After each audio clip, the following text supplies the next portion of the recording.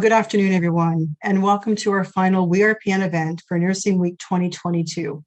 For those of you who don't know me, I am Suzanne Schell, and I'm the president of WeRPN, and I am so pleased to be here with you today. I would like to welcome Chantel Pallone, representing our diamond sponsor, Johnson Insurance, who will introduce our keynote presentation this afternoon. Chantel is a dual licensed life and RIBO senior insurance consultant with 23 years of experience in the industry, mainly in the group benefits space. A 19-year veteran of Johnson Insurance, Chantel has dedicated her career towards supporting the health and financial well-being of frontline workers so they can focus on what they do best.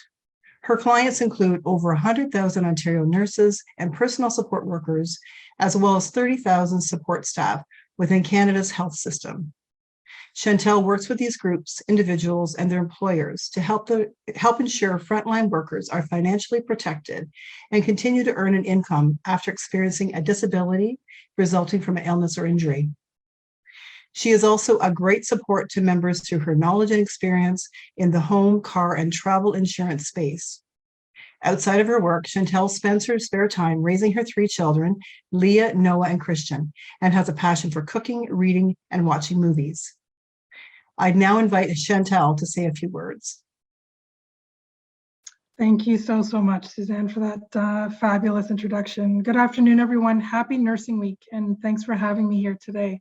As you've all just heard, my name is Chantel Pallone. I'm a senior consultant with Johnson Insurance, and joining me here today is my colleague, Max Mercer. Johnson is thrilled to be sponsoring this week's events. We would like to thank you all for your ongoing hard work, passion, and commitment to our communities. We know the personal risk and sacrifices that you make day in and day out to ensure that the physical and mental health of some of our most vulnerable Ontarians remain a top priority. At Johnson Insurance, we're so proud to be a preferred partner of WeRPN for over 10 years. Providing preferred rates and exclusive products for your personal insurance needs, home, car, or travel. WeRPN members currently hold about 4,000 policies with Johnson, and we are really pleased to share with you that 65% of WeRPN members that call Johnson end up switching their insurance with an average bundle savings of $960 a year. Feel free to visit us online at werpn.johnson.ca to learn more about how to save on your rates. And be sure also, as a special campaign for nurses in celebration of Nursing Week, visit us at pages.johnson.ca/nurses 2022. I believe Sharon's going to be posting that for us to enter for a chance to win one of 10 cash prizes of $500. Thank you for your ongoing support of Johnson, and on behalf of Max and myself and the entire Johnson Insurance family, happy Nursing Week, and thank you all for everything that you do each and every day. And now on to today's speaker. On behalf of Johnson Insurance, I'm pleased to introduce Catherine Mellinger. Catherine has over a decade of experience working as an arts educator and arts outreach facilitator, and is a certified expressive arts therapist, having graduated from the Create Institute in Toronto in 2011. She is a mental health and perinatal mental health advocate for all birthing people. She currently provides programming through the Kitchener-Waterloo Art Gallery, as well as self-directed inter-arts and community initiatives. Catherine is also known for her work with Art Therapy for Nurses. Art Therapy for Nurses makes space for nurses to heal by creating a sense of community and allowing them to engage in imaginative self-expression. By seeing the connection between what you're working on and thinking about in that very moment to the real world, art therapy provides a great benefit and positive effect on the central nervous system by regulating the nervous system response and providing a way for nurses to reflect in a mindful way. Ladies and gentlemen, please give a warm welcome to Catherine Mellinger. Thank you so much, Chantal. I'm Catherine Mellinger, as was noted. I'm very excited to be here today and to have been invited to do an activity with everybody. I believe everyone was emailed in advance. We are hoping today to work with an object. It can be any object that's within your space where you are right now, or if you selected a particular object to bring with you, then we will work with that. I am going to go ahead and share my screen so that we can follow along in a PowerPoint presentation. But I just invite everyone, if you don't have an object yet, if you can just take time to sort of look around your space and see if there's an object that sort of appeals to you in this moment. It doesn't have to be sentimental. It can be quite everyday, something maybe that you stare at multiple times a day and you don't think about very much. It can really just, it can be anything. It could be a spoon. It could be a glass. It could be a piece of paper that's, you know, hanging up on a corkboard. It can really be anything. Or it could even be an item of clothing that you're wearing. So I will go ahead and share my screen. And I will just walk everyone through what we are going to do today. I also welcome everyone to have paper and pen. You can also, in this activity, choose to use a pencil crayon, a marker, any sort of writing material that feels good to you today. You can also use lined paper, blank paper, colored paper. If anyone has craft supplies at home or children who use construction paper, you're welcome to use that as well. Any writing surface and any writing utensil will really work for this. We're very much going to go into something that is curiosity based and really focuses on just attuning, noticing, and becoming curious. I know that everyone here has had a very long week.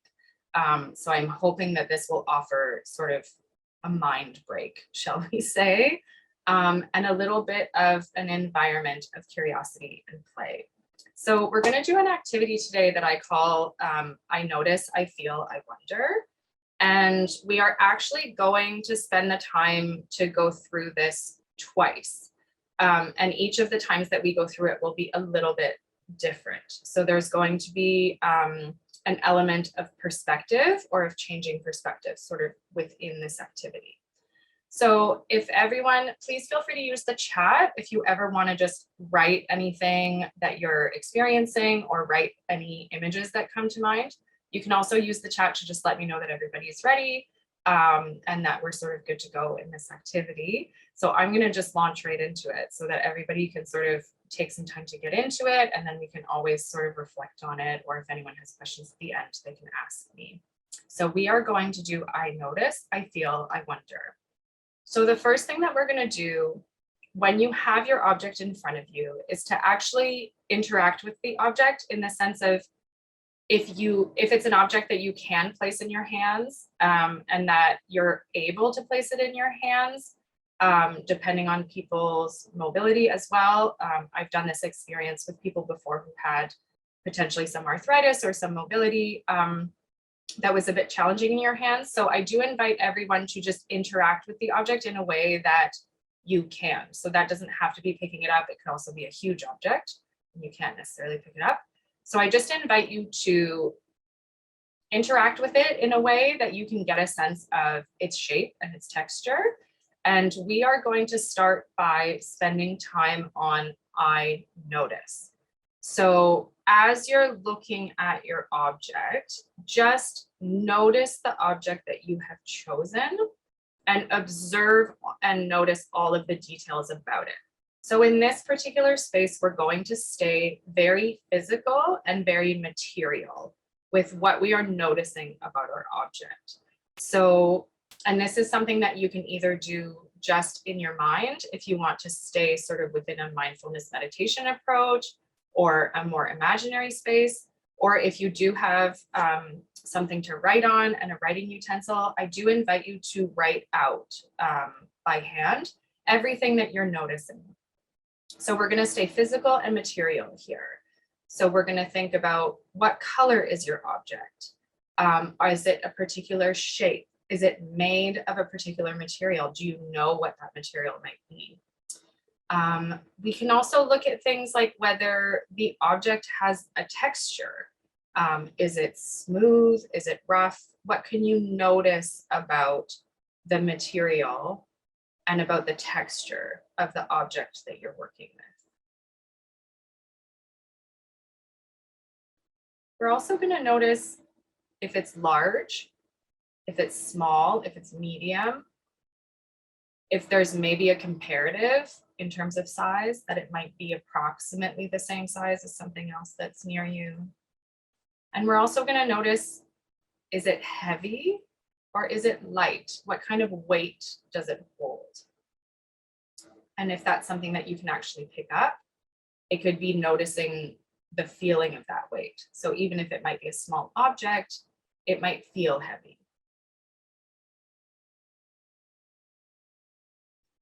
And some other things we can think about are whether it has a temperature, whether it's an object that when you pick it up, it's noticeably cold, or if you touch it, it's noticeably cold,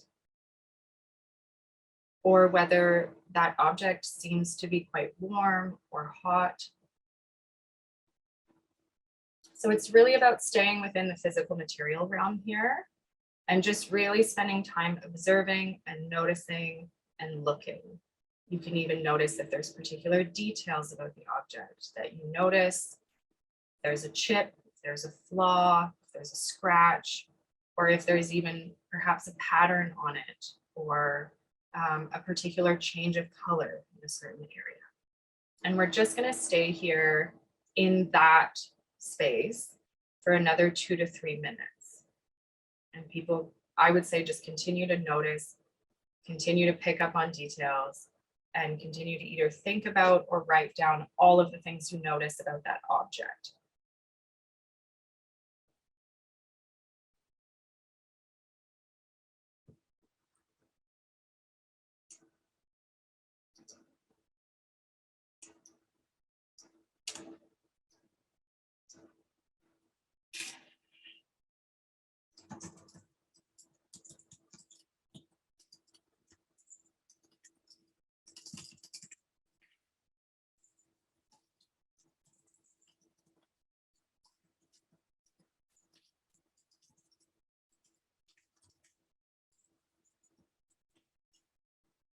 I just put in the chat for everyone that if anybody does want to share with the group a detail about their object, you're welcome to do that, whether you want to share the color or the texture or just a detail that you've noticed or even just what your object is. I welcome people to use the chat as a space where they can share something that they're noticing.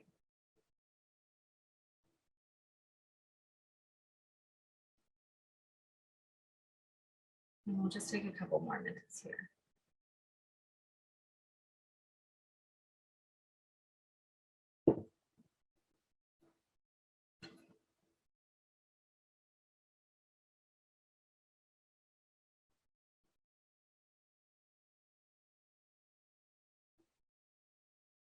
Thank you, Nina.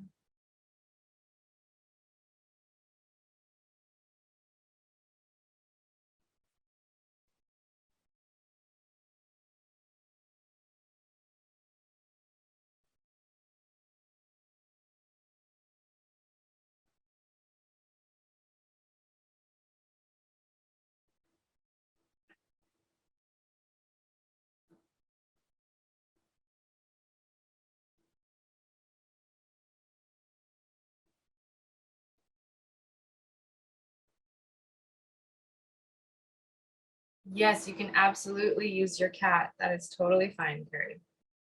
There would be a lot of details.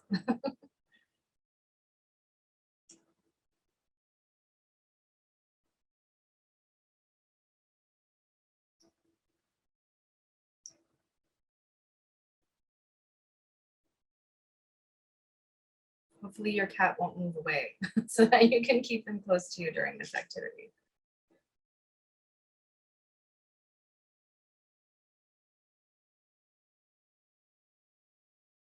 Rainbow mermaid keychain sounds very fun. There'll be lots of details on there. And that works quite well. If your cat's glued to you, that's the perfect object.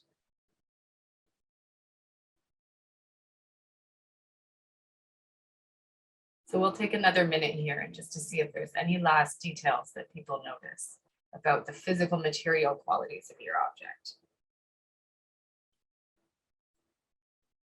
And if it is your cat, it might also have a sound.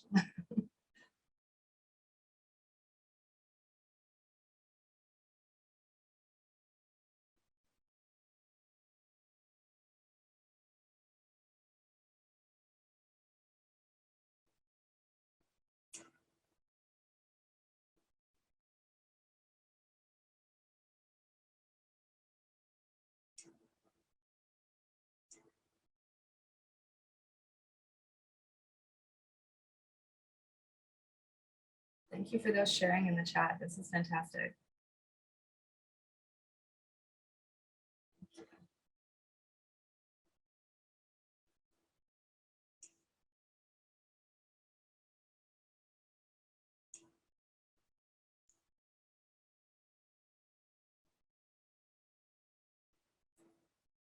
So as people wrap up their sort of material physical noticing of their object, we are going to move into the next aspect of this, which is I feel. So as you observe your object, we're going to sort of step out of the physical aspect and we're going to step a little bit into our own self. So when we think about how we feel in this particular moment, when you're observing your object, when you're really looking at the details and when you're spending time with that object, whatever the object might be, what do you notice that you are feeling inside of you? So those feelings could be emotional feelings. They could be feelings of comfort, discomfort, happy, sad, curious, content, but they could also be feelings that you are having in your body. So if there's a particular part of your body that you're suddenly noticing as you sort of shift to tuning into yourself, or is there anything that you're just noticing in your own body as you interact with the object, whether that's the feeling of it in your hand, or if you are able to hold the object, where else you're sort of feeling yourself interact with that object. So here we're looking at both the feelings on the emotional quality, but also the feelings just in our own bodies about what it is to interact with that object and what it brings up for us. That could also include feelings that are just sitting with you today that might not be specifically attached to this object or the observing of this object, but I would just write down or think about everything that's sort of coming to mind for you in the realm of feeling. So stepping out of the physical and the material aspect and going more into the sensation-based or the emotional quality of where you are in this moment right now. And again, we'll take a good 3 minutes here just to have time.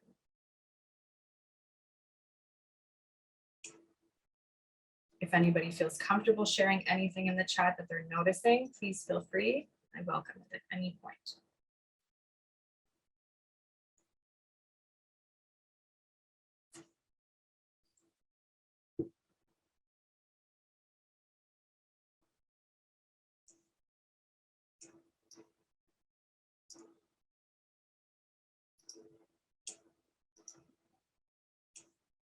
Thank you, Maria.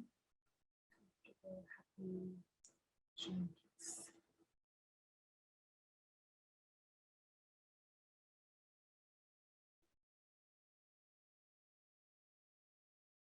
Sometimes I like to also ask people if they're surprised by anything that they're feeling. So if you have particular feelings that come up, are they feelings that make sense? Or is there anything that's sort of a surprise about those feelings?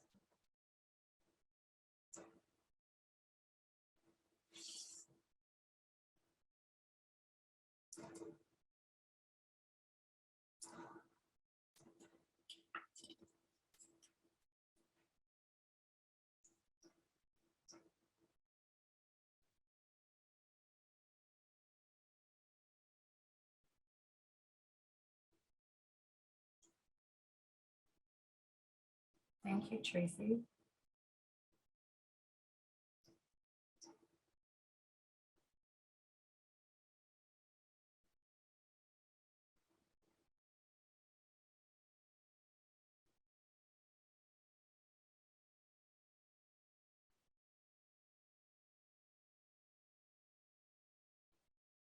Thank you to those sharing in the chat. It's lovely to see some of those messages, especially since I can't see anyone's faces or names.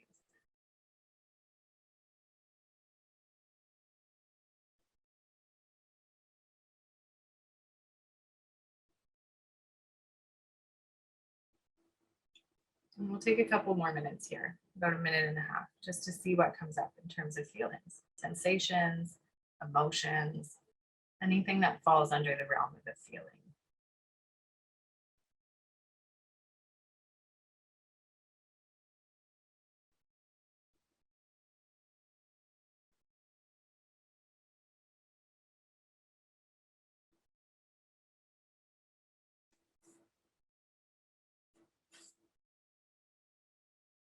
And in about a minute or so, we'll move on to our next,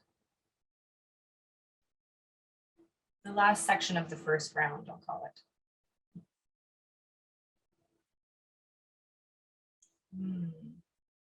Smell is a really good aroma, is a really good thing in the senses too. If we think about whether our object has a smell or a sound, or how we feel about that smell, how we feel about the sound that it makes.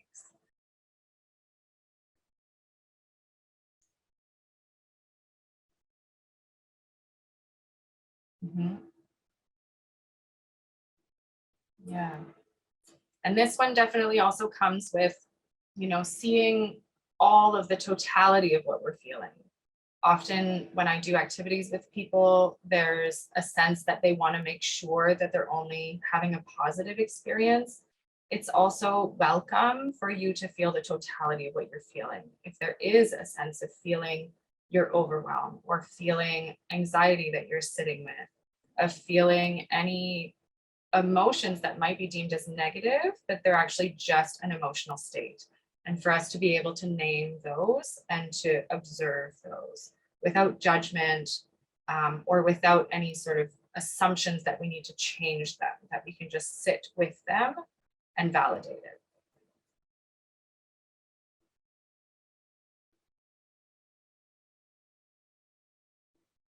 it.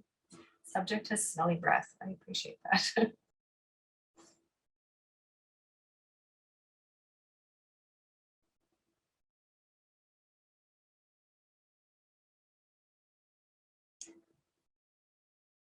So as people sort of wrap this section up, I'm going to move on to the next slide. And we're going to move into the sort of third part of this, which is getting us a little bit more into an imaginary component of this activity. So we're going to move on to I wonder. The space of I wonder is to go back to sort of putting our observations and our feelings a little bit together. So if we're observing our object and we're sitting with our sensations and our feelings, what are we wondering in this moment? So your wonder is sort of permission to let your mind wander out a little bit and to go a little bit bigger. Maybe wonder how about your object.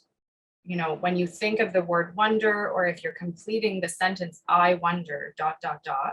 in conjunction with the object and whatever feelings you're experiencing, what comes up for you? What do you start to wonder? Are you wondering about how the object might be made or where it came from? Maybe you know where it came from and there's something else that you begin to wonder about, the place from which it came, the person that might have given it to you. This is really to open things up a little bit before we start to get smaller again. So I wonder is really just a sense of following where your mind goes. What are you wondering about in this particular moment in time? Whether that's attached to your feelings and your sensory experience, or whether that's actually attached to your object itself.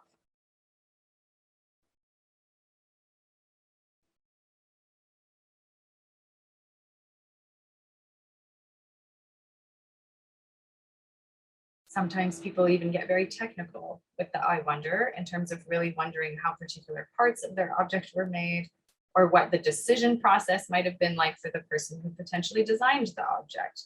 The I wonder can become very material and very object driven, or it can become a larger imaginary wonder in terms of everything that comes to mind as you're wondering and becoming curious.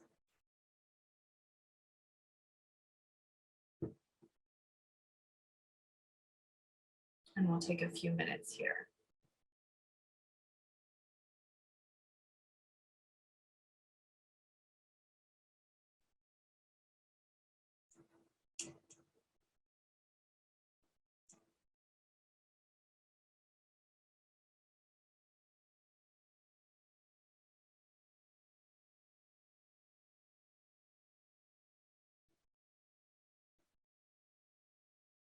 And again, if people feel comfortable putting anything in the chat to share, please feel free.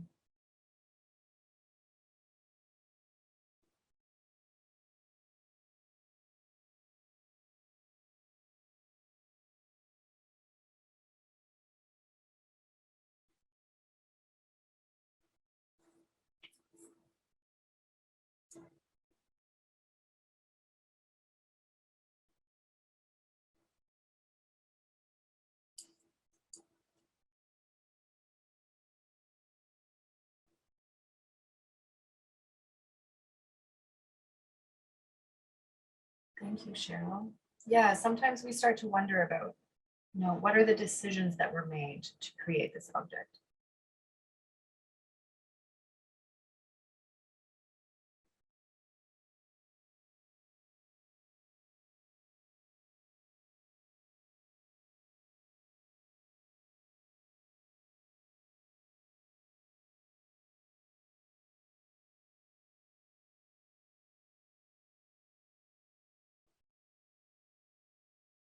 That absolutely makes sense. Thank you for including that in the chat. We can wonder about how we feel similar or different from the object too.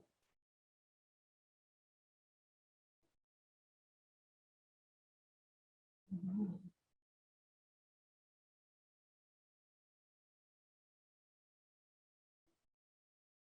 It's a very good question, Tracy. Design choices often get us wondering, particularly with everyday objects. And we'll take another minute here or so just to sort of fully flesh out that idea. What are you wondering about as you're here today and as you're interacting with your object?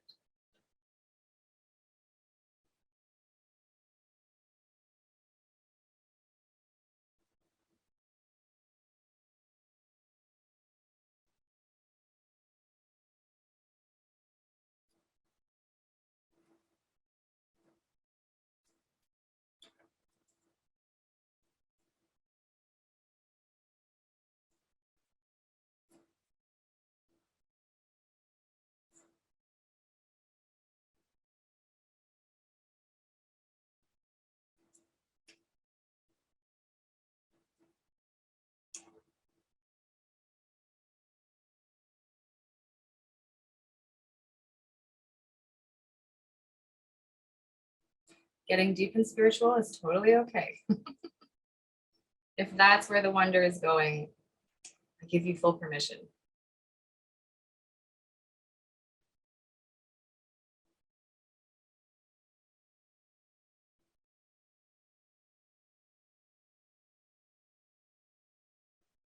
So now we are actually going to go into a second layer process of this activity.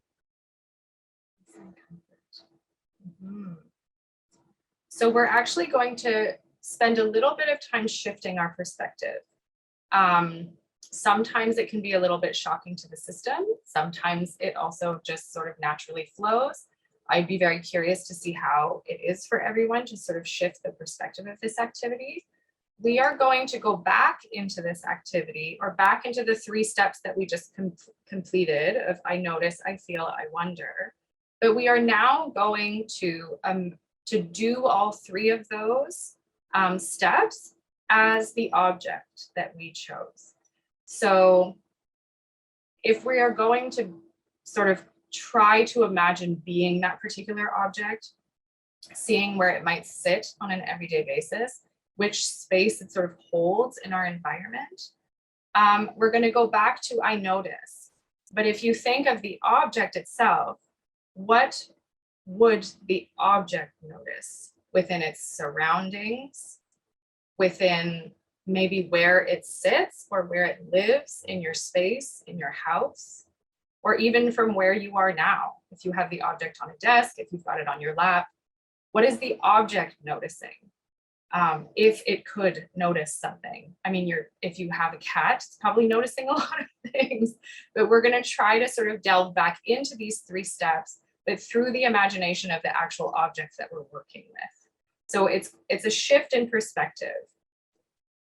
When we're noticing as the object, we can also think about, does this object move around the house during the day? So would it see different things depending on where it might be? Or perhaps if it stays in one place, does it have the same view each day? Is it always on the kitchen counter? Does it always see the same space around it? Or is it an object that moves around the house? And would it see multiple different spaces in your surroundings on a daily basis? You can also think about, what would it be observing about the people that inhabit the space where it's found? Are there multiple people that pass through the space, just one person that passes through the space?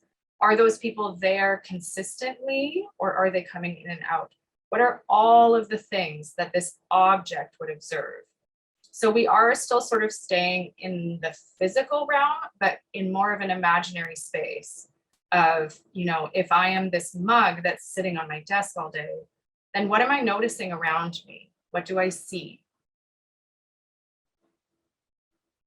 Or maybe who do I see?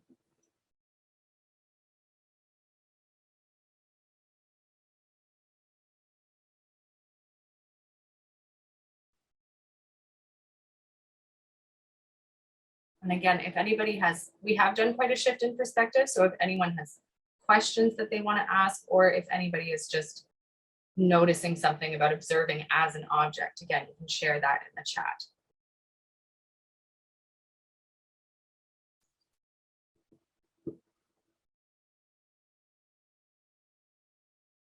Mhm.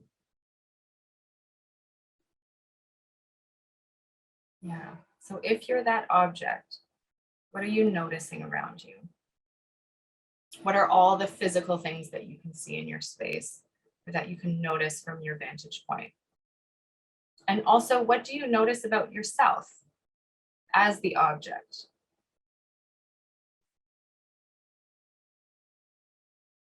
And we'll take another few minutes here.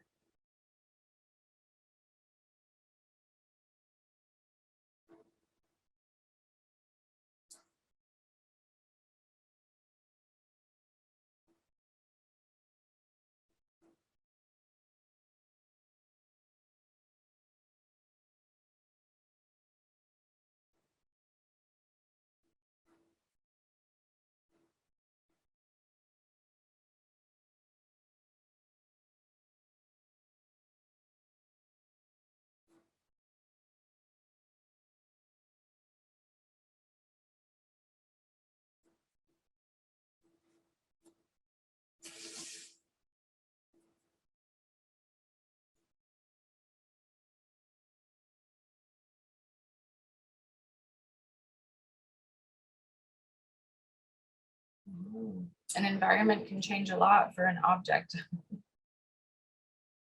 in terms of what it might observe, what it might see, what temperature fluctuations it might feel, who it sees.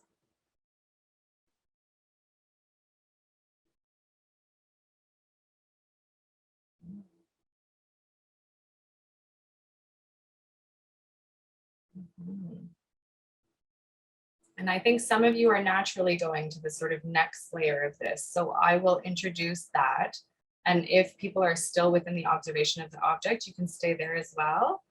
But our next level is the I feel. So we are going to be looking at the I feel from the object's perspective. As the object, how does the object feel? And that can have multiple layers. So perhaps how does the object feel about its own shape? How does the object feel about its own place in the space that it finds itself in?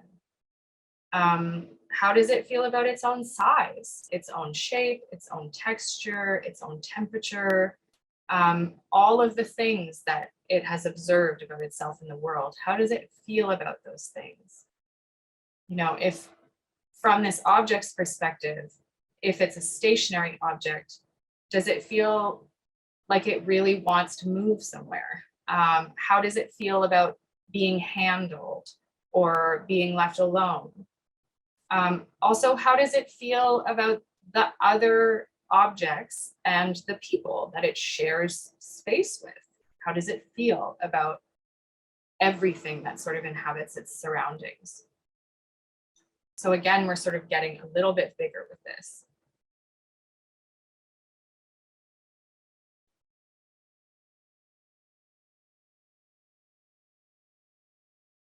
Mhm. Thank you to those who are adding to the chat.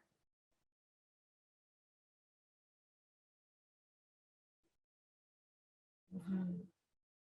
And this is a space where we might notice that the object could actually feel quite a bit and it could feel in a more passive way. And also sometimes these objects can have very passionate feelings about what's around them and what they are and what their shape is or where they find themselves.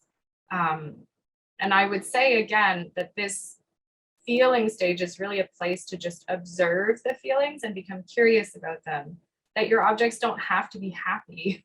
They don't have to have really calm, passive feelings. They can be very passionate in terms of how they feel. We're really just allowing ourselves to fully explore this idea of how might my object feel about what it is and about the space that it's in. And maybe your object feels differently when it's in relationship with something or someone, and it feels differently when it's not in relationship with someone. So if it gets picked up, maybe it might feel one way. If it gets left on a surface, maybe it feels another. And we'll take another couple minutes here too.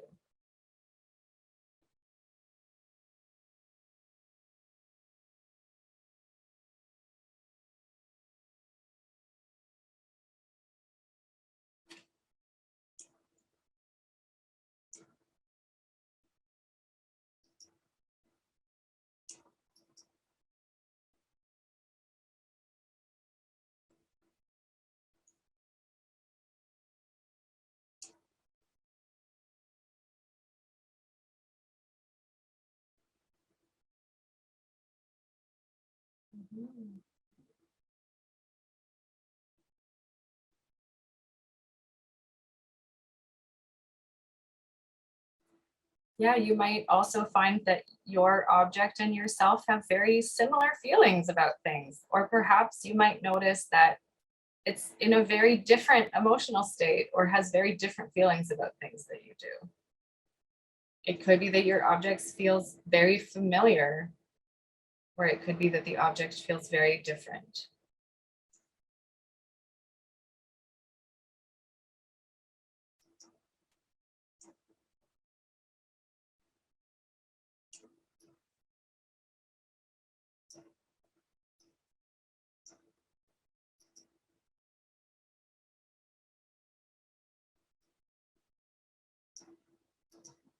And we'll take about another minute here to see what comes.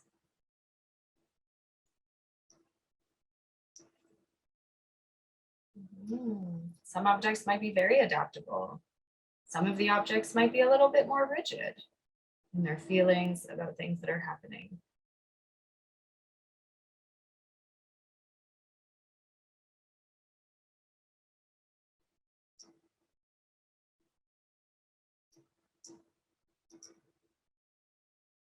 So I'm going to bring up the next piece, which is sort of the last piece of this particular part of the activity, which is completing that sort of double cycle. So we've done I notice and I feel in both of those perspectives. Now we're going to open up to this idea of wonder again. I wonder, but specifically as your object, what does your object wonder? Knowing what it observes, knowing how it feels, what does it wonder? Does it wonder about the world around it? Is it curious about things that are in its space or outside of its space? What is it curious about? What does it wonder about? And so we're going to sort of open this up for the object again. Just if you were that object, or if this object had a voice that it could share what it's curious about and what it wonders, what would it wonder about the space, about itself? Maybe it also has something that it wonders about the other things that inhabit that space with it, about the humans it interacts with, about the animals that it's observing. What would your object wonder?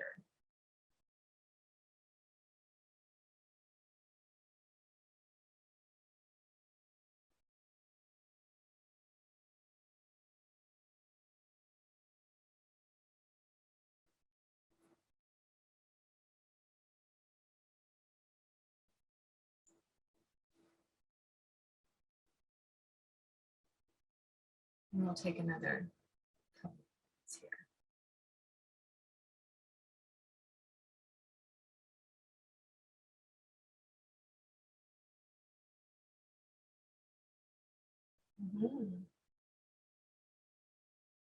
here. it might wonder about what others wonder, which is sort of like a double loop.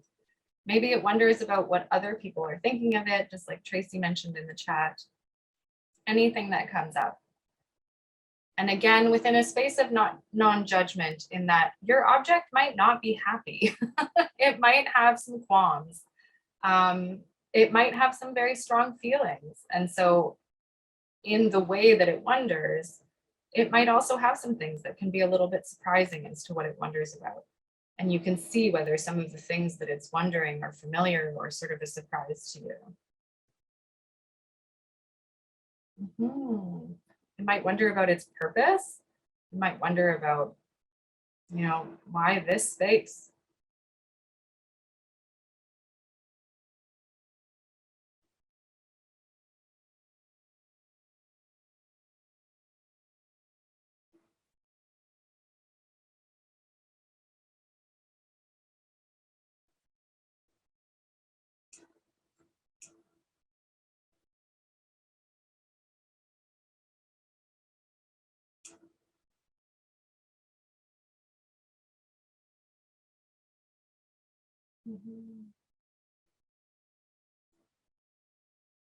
Yeah, there's a lot of really interesting wondering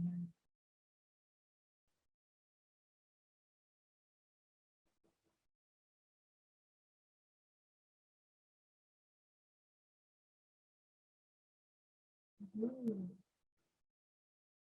I always say too that, if we invite ourselves to be allowed to be surprised and sort of not need to be attached to what this object wonders or feels, where can that take us? When we sort of really allow the object to have its own perspective that doesn't need to be tied to us or affect us, that it can really have full permission to wonder and feel as freely as it wants.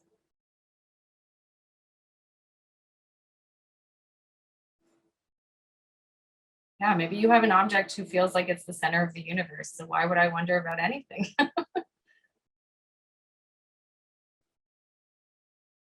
And we'll take another minute here. Yeah, an object can wonder, is it the only one? Or could I be replaced by something? For sure.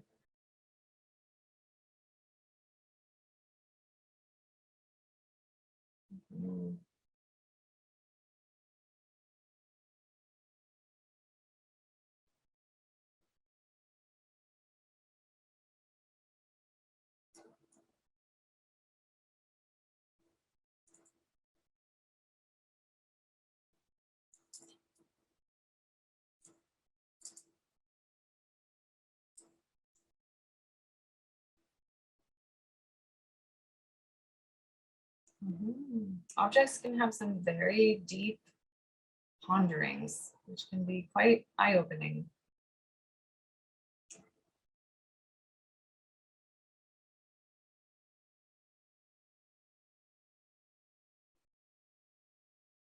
So I invite people to just keep writing whatever thought they have on their mind right now, whatever wonder. And I'm a little bit curious to sort of close the circle, so to say, in terms of we've done this exploration.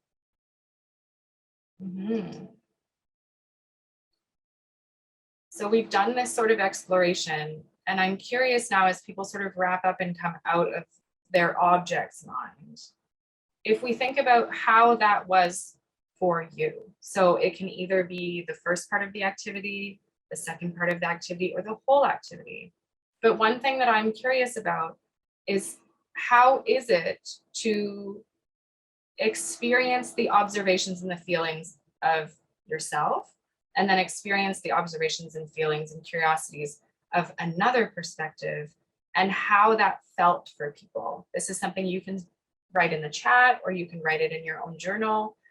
But just think about, how was that? Was it easy? Did it feel difficult? Was it challenging? If there was a part that did feel challenging, which part was it? And how did that challenge shift, or did it shift, or did you have stuck points? Just think about what comes to mind when you think about how that activity was. How is it to change perspectives? How was it to think in these sort of 3 different ways about an object? Exhausting. It can be very exhausting for sure. Yeah. And also to think about if there were parts that were easier, which parts were they? If there were parts that were more challenging, which parts were those? And also, were there any particular parts of the activity that were really surprising? What was sort of the most surprising element for you that came out of the writing or the observing?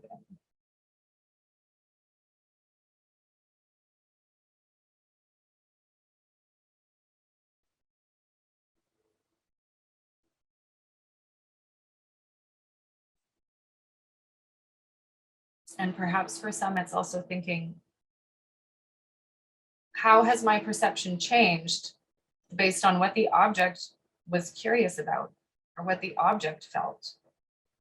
And was it similar to your experience of your own feelings, or was it quite different and a little bit surprising? So I invite you to just sort of think about and write down anything that comes up for you in terms of how that all was as an experience. Or any particular things that stood out to you or that you're sitting with the most coming out of that activity.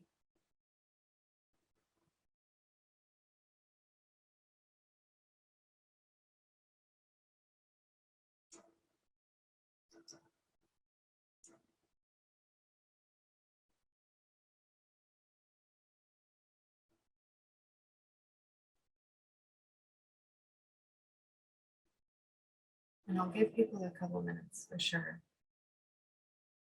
before we sort of think about just what that activity was.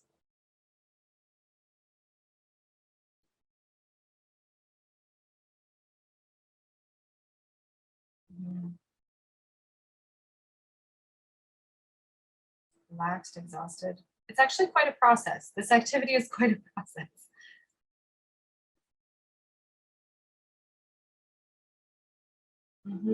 Shifting perspective can definitely give some insights, or just like, oh, I never thought about that. Sometimes for me, I find the most interesting part of the activity is also often the most challenging in terms of separating myself from the object and allowing the object to have really like its own full emotional experience and environmental experience.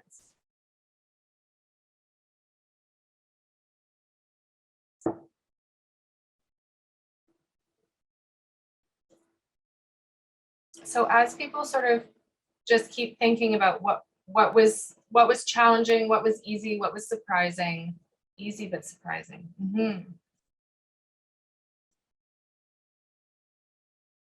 It would definitely be it's definitely a really interesting exercise to try with a few different objects, very particularly if you sort of give yourself 3 very different objects that sort of play a different role in your house. Or I often find this I actually often do this with parents who are in the postpartum period, and I will often specifically have them choose one of their children's toys or their baby's toys, and to do this from the perspective of like a toy that's sort of purpose is to be handled or and to see what comes up. And it's always really, really interesting sort of what happens there. Many perspectives for sure. Sometimes the most surprising part is just how much your object feels about anything. Yeah. So I'm just going to offer a little bit as we sort of wrap up here, like what does noticing and wondering offer us? So as an expressive arts therapist, really when I work with my clients, it's looking at expanding the capabilities of curiosity, because essentially what my work entails is the use of imagination as a very flexible and malleable space where things can be explored. So what noticing and wondering offers us is, we can really think about connection in a different way. And we can also think about feelings in a very different way, in terms of not just looking at our emotions, but within this activity, really thinking about another's emotions and seeing how attached or how much we can separate ourselves from that experience. Particularly when it's an object, it can be very different to do this when you're thinking about doing it with another person. There's a lot more relational connection within that, but there's something very interesting about the use of an object in terms of the distance that it can create from us to be permitted to explore fully and be curious fully. There is actually a little bit of sort of science behind this as well, and I have included that link in the handout because there's something very particular, and I think as nurses, you probably have a lot of knowledge about sensory experience, but if we really think about sort of interaction with objects from a sensory perspective, observing and feeling and touching things can have a very calming experience on our central nervous system. It can also allow us within this activity the malleability to go very, very small and detail, and then go back out to a more sort of sensory feeling experience and then come back in. So it's really practicing that part of our brains that, we're actually jumping from multiple parts of our brains in terms of doing this activity, where we can really hone in on the material and we can then really expand and bring that in. So it's really almost like an accordion activity of getting big and then getting really small again. But taking time to sort of feel things, observe things, become very observant about things, it does allow us these different ways and different channels to be able to just notice, to be able to sort of focus in on one activity at a time, and really in a sense of mindfulness, be able to become curious within each of those particular realms. So I did include a link here that I just found really interesting, particularly about the neuroscience of touch as a sensory experience, which I thought people might find interesting, or you might already know a lot about. But from a sense of the expressive arts therapy perspective, really what this offers is a chance to shift, to sort of, we call it decentering, in terms of being able to, have our experience and then be able to move away from that experience into a different experience, which is the one of the object, and then be able to come back to our own experience and see how that was. So within expressive arts therapy, we call that decentering. So we spend time with ourselves and with our own experience, and then we decentered to the object and allowed the object to have its own experience before we sort of come back and reflect on our own. So that is considered a process of decentering, which was really sort of the purpose of what I was bringing today, in terms of imaginary expansion, getting curious, and also just allowing ourselves to view through a different lens the environment in which we are. So I've included in my handout as well, as I just wrap up, I have included my email and my website. I believe we have some time for questions. I will just stop sharing my screen here. If anybody did have any questions that they wanted to ask, I believe there's time for that in the chat. Suzanne, I will let you correct me if I am wrong, or Sharon.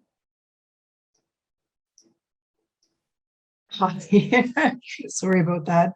Just trying to get my myself back up on the screen here. Catherine, thank you. That was wonderful.